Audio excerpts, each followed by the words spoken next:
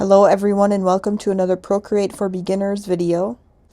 This time we're going to look a little bit closer at the layers and everything you can do with different layers on your artwork. If this is the first video in this series that you are seeing, just want to warn you that there are more that I have done before this and there are going to be more afterwards as well, so it is part of a series. You can find all of these videos on my Procreate and digital art playlist. I will link it below and in the cards as well. And I'll also link all the other ones that I have made already too. So let's get started talking about layers then. Alright, so I opened just a regular screen size document again. Now what we're going to be talking about today is this button here, which is the layers menu button. And you see with each new document that you make or canvas, it's going to come up with automatically one layer 1 here and a background color layer.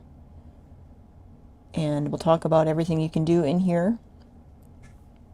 So first of all, this plus sign here is anytime you see like one of these plus signs, it usually means create a new something. So you see it creates it, and it creates it above the layer that you have selected. So the one that's selected is blue. So in order to select a layer, you just tap on it once. And you tap somewhere like in this area, because if you tap here, it's going to come up with this menu, or if you tap here, it's going to come up with this menu as well. I'll get to that in a minute.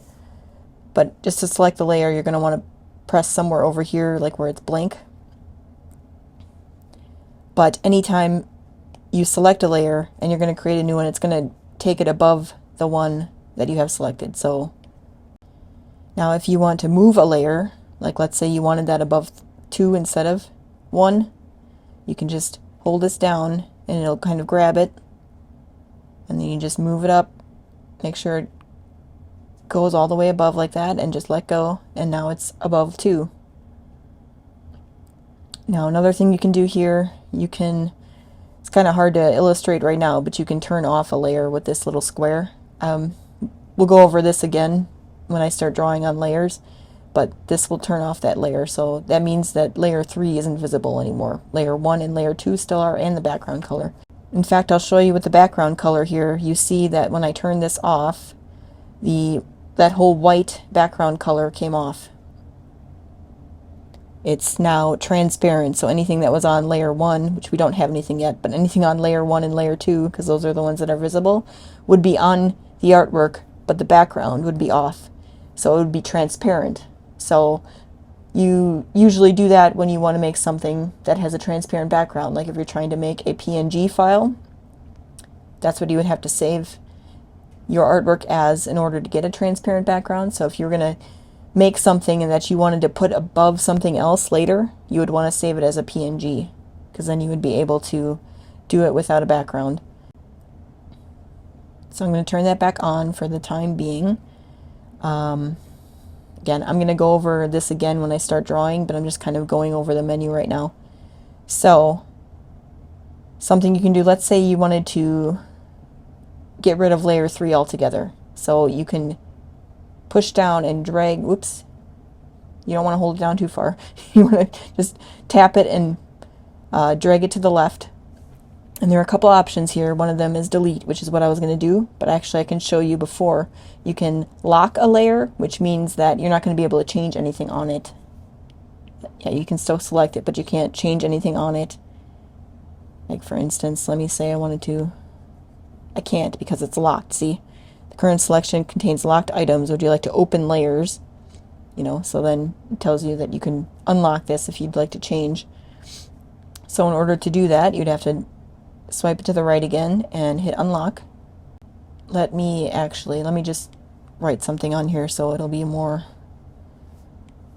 Okay, so we have that little squiggle here. Now if I wanted to duplicate this, I could duplicate, and now I have another layer 3 that has that same thing on it. And I could move it around down here. Again, I probably should have had something on this layer. Let me change the color here real quick, and we'll just scribble something else. And you see that when I moved this, so let me move it back up where it was.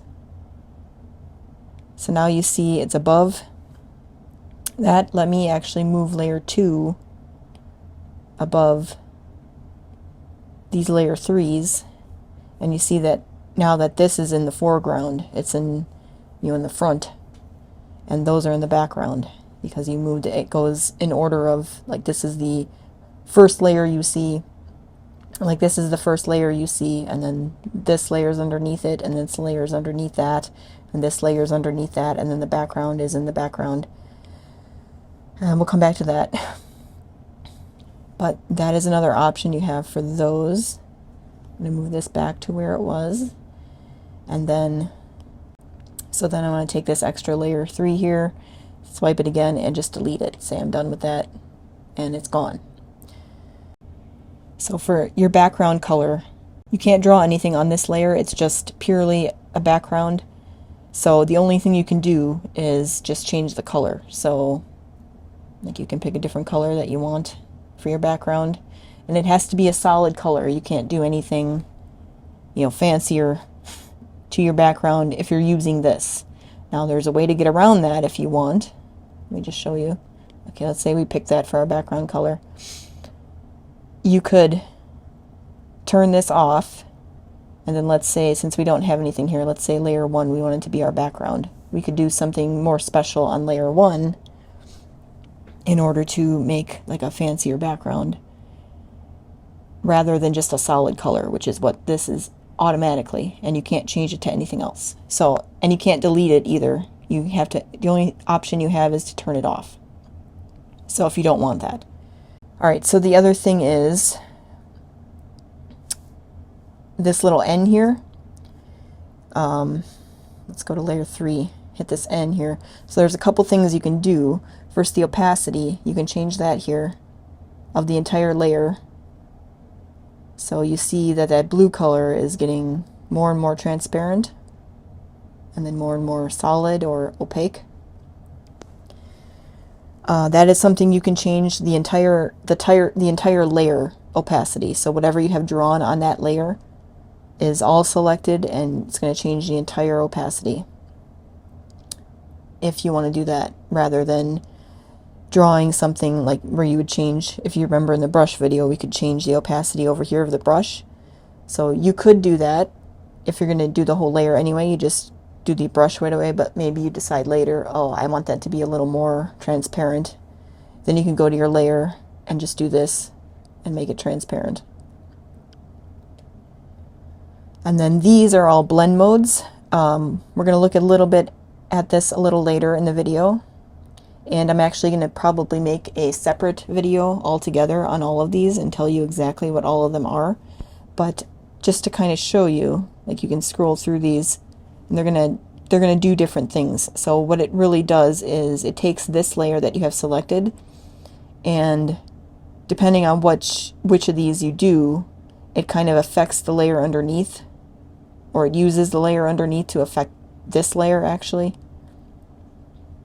So you can see, like, this one kind of takes, that purple color underneath in layer 2 and just kind of takes it out wherever that purple crosses that blue. So you can see they all do different things. And you can just, if you don't know what any of these are, you can play around with them. Like I said, I'm probably going to make a video that kind of tells you exactly what they do. But these are blend modes, and it automatically defaults to the N, so that's what the N stands for. But you see that now it's different, it's using different letters. But if you leave it N, then it's normal. So the other thing here, so this is showing you like a thumbnail of whatever's on that layer. So you see you got this blue squiggle. Now let's say, actually, let me go back to my blue color I was using and make sure I'm on layer 3, so I'm selected on layer 3. Let's say I also decided I wanted to draw a little bit over here. You can see this thumbnail changed a little bit because now I have something in that corner, whereas before it was just the squiggle, so it kind of zoomed in on it.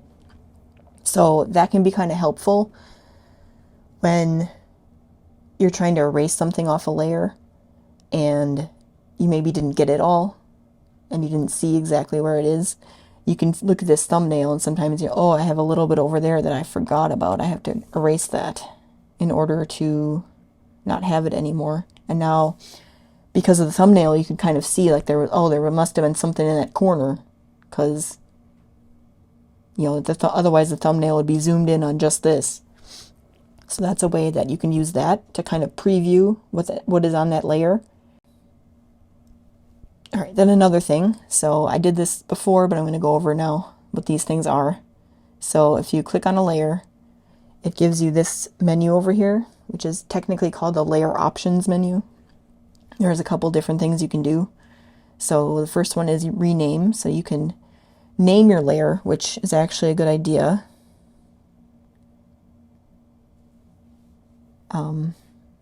To organize your artwork. So if you're working on like something that's going to have like a bunch of layers, and we're going to do this when we get into projects, and I might do it when I do layer later. We're going to do something that has different layers on it, and I'll kind of label them all. But you can label it whatever you want. Like this one, I'm just going to label for now blue, even though you can see that. And then let's just rename this one right away to purple. But it'll just help you keep track of which layer has what on it. Right now it's just a bunch of squiggles, so it doesn't really matter. But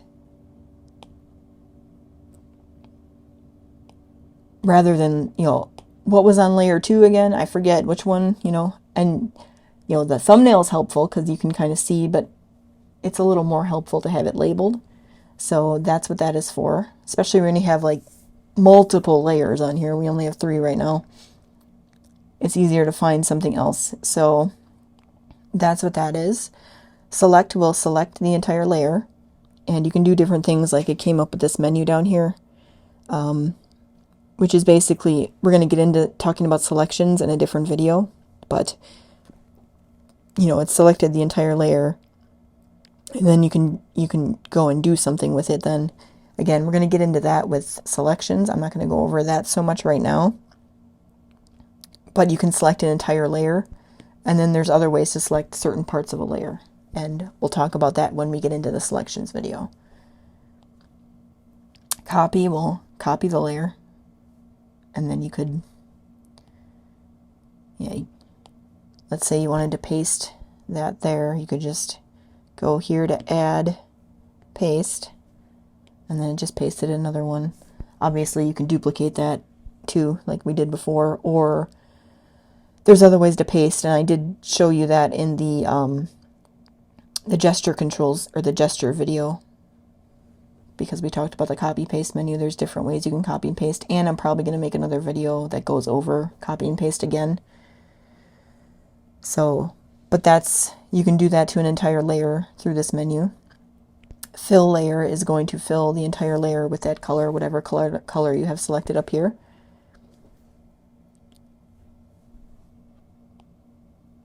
Clear is going to clear the layer. Just a reminder, you can do that by using 3 fingers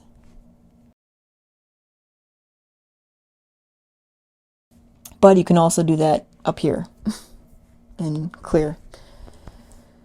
So alpha lock is basically, so this is going to lock in anything that's drawn on the layer. It's going to lock everything, like the transparency part of it, behind it on that layer. So anything that you haven't drawn on that layer, it's going to protect, which means basically, so now you could, if you wanted to use, let's say this purple color, and you could draw over that, but it's not going to draw on any part that's transparent. So you could, use it to add like a texture or a different color to a certain thing that's already drawn without ruining any of the transparent parts of the layer. So, and you can also, color drop into here.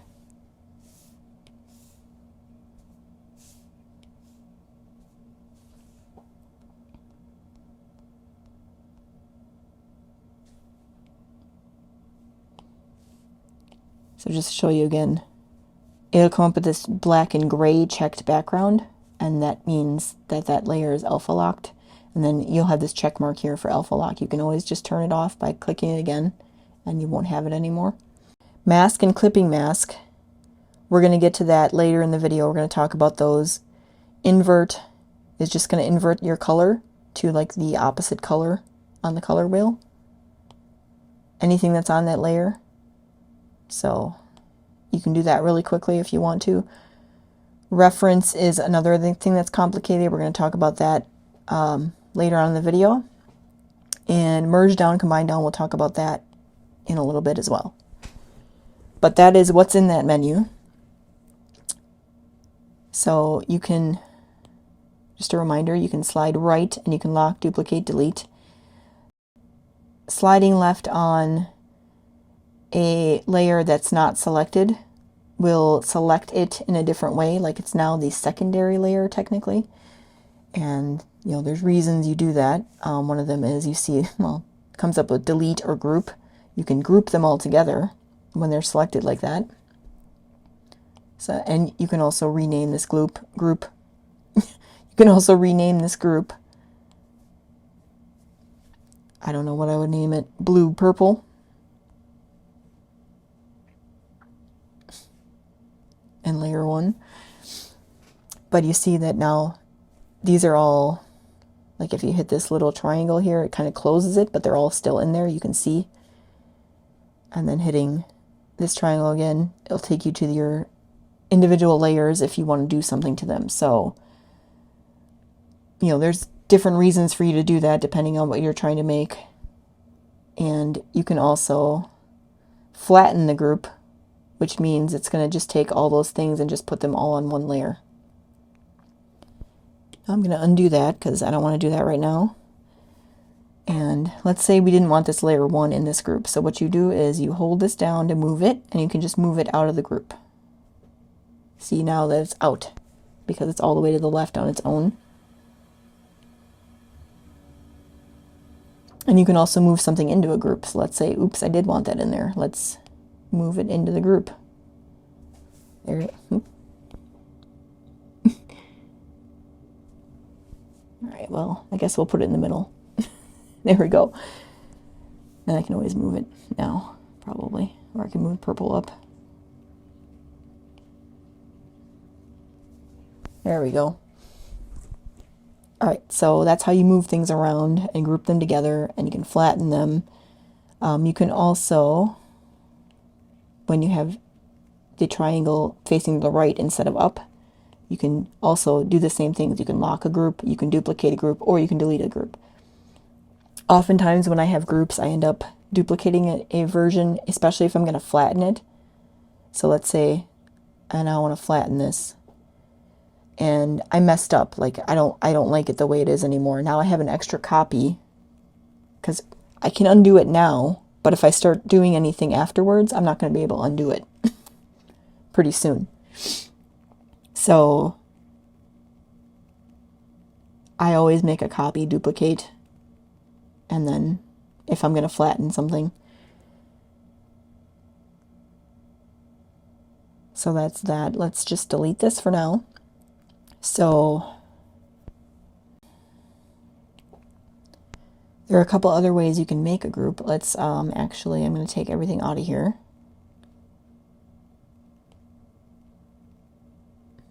Come on.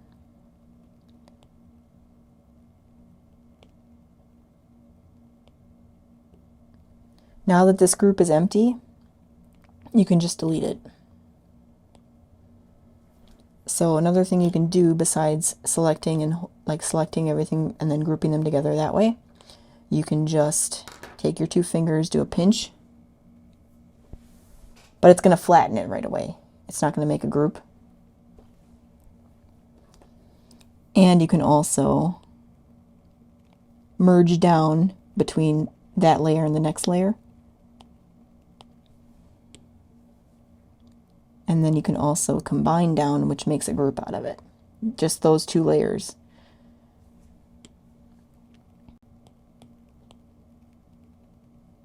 You can also pick up, when they're selected, you can also pick them up and move them around as a group, but then they'll stay separate. So if, let's say you had more layers on here and you wanted, for some reason, you wanted these 3 above, you could just grab these and put them up like that.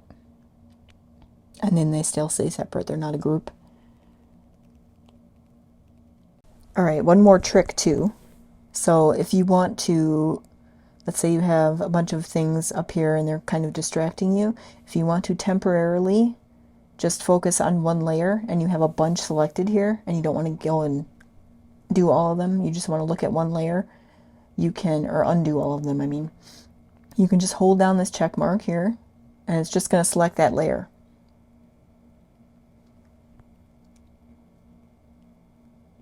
And then you can hold it down again and it'll go back to what it was. Now the important part of that is, let's say you had way more layers in here.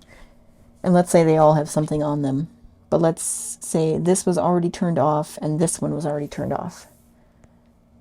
So if you do the solo visibility, which is what it's called, you can hold this down and it'll turn all those off again and just keep that one selected. And then when you turn it back on, the ones that were off already don't come back, which is nice. Okay, and just to show you something that you might do that might be an oops. I didn't really mention this before, but you should always make sure you know what layer you're on, like before you start painting. So let's say that you wanted to paint on this blue layer, but you accidentally selected this layer 1, which is actually hidden.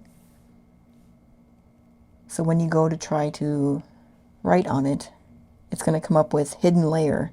The currently selected layer is hidden. Would you like to open layers? Because, you know, you accidentally selected layer 1 and you didn't want to paint on there. Either you didn't want to paint on there or you did, but you didn't turn it on because it's hidden. Because you can't, when it's hidden, you can't paint on it. So now you're on layer 1. You could paint on here if you wanted to.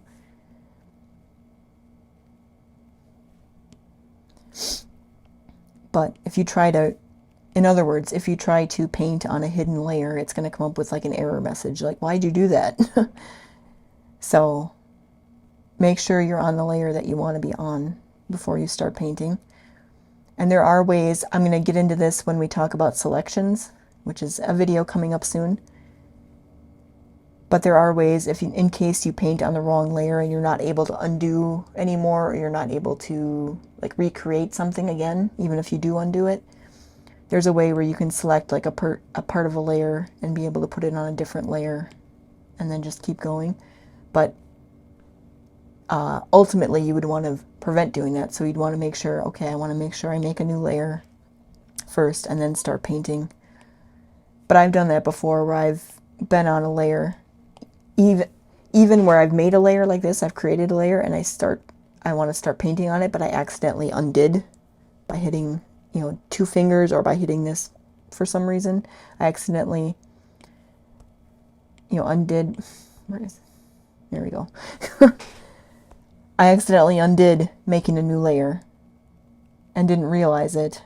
And then I started painting and I'm like, oh no, where did my new layer go? It's gone. Because I accidentally undid making the layer. So that's how that happens sometimes. And there's a way to, like I said, there's a way where you can select it and take it to a new layer. And I kind of showed you that in the copy paste video, well, gestures video. That's what that was part of. But I'm going to show you again when we talk about selections. But that is something that you have to kind of watch out for when you're dealing with layers in your artwork. Another thing you can do if you really want to, you can take a layer, select it like this, oops, where you're going to move it, and you can actually move it all the way over here to the gallery. You have to kind of hold it there, and then now it's going to come up with its own, you know, canvas now. So if you were to click that, you see that you have just that layer in here with your background.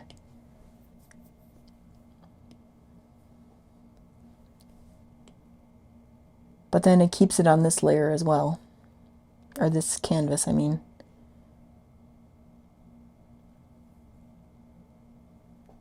But that is something you can do, so you can basically copy that layer to its own document if you need to.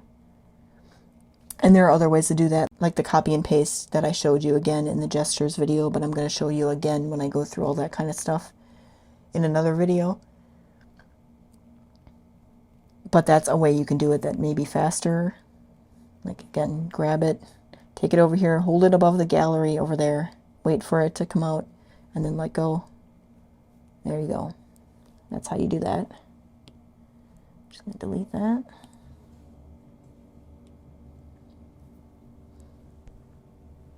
And then another quicker way to do this is you can grab a layer like that and hold it and then hit gallery. So you don't have to hold it over gallery. And another thing to note, obviously we don't have that many layers here, so it's not really a problem. But if you are going back to the gallery here, creating a new document,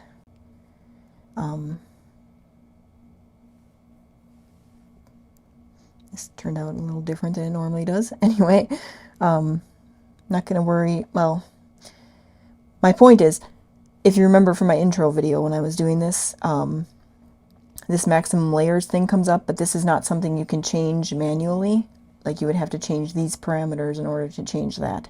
So right now, with this document that I'm making, I could possibly have 400 layers. But if you're making something that's much bigger, I don't even know what to do here.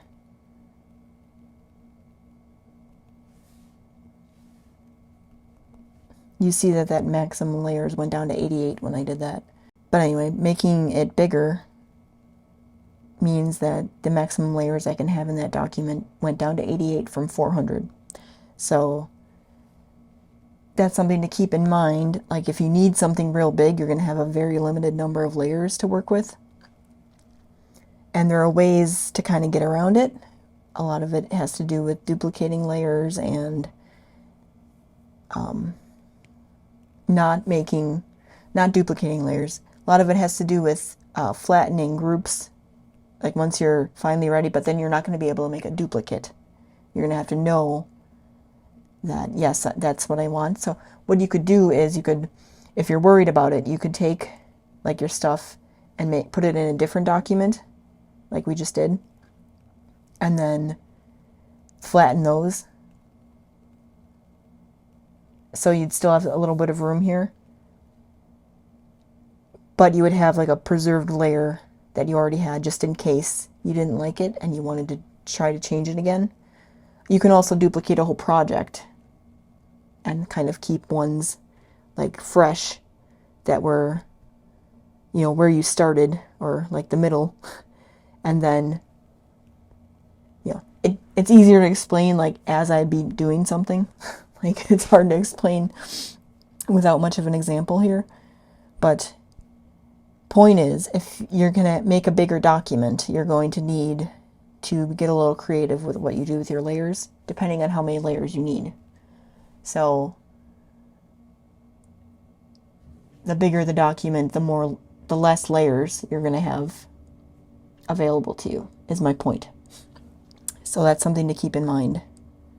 Okay, I have a little shortcut you can do. So remember when we went in this menu here and we hit select to select the layer?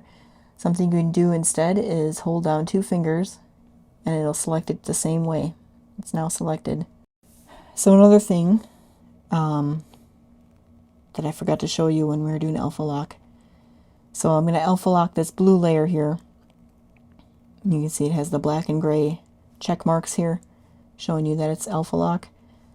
Now you can, if you wanted to change like the entire blue part of the layer, because that's what's basically selected on this layer now, because the alpha lock is preserving all the rest of the layer that's transparent. You can't color over it, remember? So if you wanted to make that blue color, this purple color that's active right here, all you have to do is do alpha lock and fill layer, and it will fill that blue color with that purple color. And that's it. It won't fill anything else in the layer.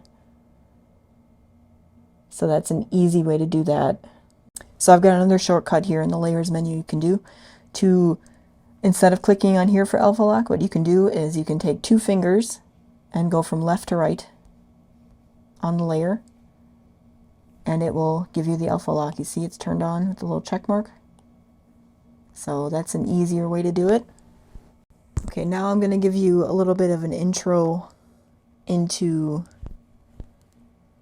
animation, kind of, because the old school way of doing animations on Procreate, there's something new now called Animation Assist, but the old school way of doing it was making layers or groups of layers and then exporting it as either a GIF or an MP4, or there's a couple different things, I think. So you go to the wrench and you go to share, and all of these things are actually, well, the GIF, the animated GIF, and the animated MP4. So obviously this isn't going to be much of an animation. We didn't really draw much on here, but just to show you, basically it's going through the layers in your artwork and just kind of making a GIF out of it. So you can change different things. You can make it slower. That's real slow. But you can do that, and there's, you know, different options here. But that, again, was the old school way of making an animation. And sometimes when I make animations, I still do this way. It depends on what I'm trying to do. But you could do that with the animated GIF or an MP4. I actually do MP4 usually, because if I'm posting it to like Instagram or something, then it will automatically play it over again rather than just go through it once. So I use the MP4 version, but there's less options over here to change things. But again, you can make them faster, and Web Ready just makes it a little smaller, so it's easier to upload. Max resolution, see, it's 45 kilobytes. This is 1. But we're going to talk about animations in another video, and we're going to talk about exporting stuff in another video as well. So that's just kind of an intro to what you have to look forward to here. We will do a much more, it'll look more like an animation when we do that. So, but that was just give you an idea of how animations are done. Oh, that was kind of weird. The thumbnails were all clear. Okay, anyway, that is it for layers. We're going to talk about masks in a separate video because this video is already pretty long. So we're going to do masks, which has to do with layers as well, like the mask and the clipping mask. We're going to do that in a separate video. That will probably be the next video I do. So talk about that next time, and I will see you then. All right, and again, this video is a series, so I do have some more coming out after this, soon to come, depending on when you're watching. They may already be ready, but a few things you have to look forward to are selections and transformations, layer masks and clipping masks, which I mentioned in this video, the brush studio, which is where you can make your own brushes, the adjustments menu, animations, which I also talked about in this video. And then I have a bunch of miscellaneous things that don't really fit in a category that I'm going to kind of just go through, maybe in 1 or 2 videos. And I may have even more topics that I think of too. So that's what the etc. is for.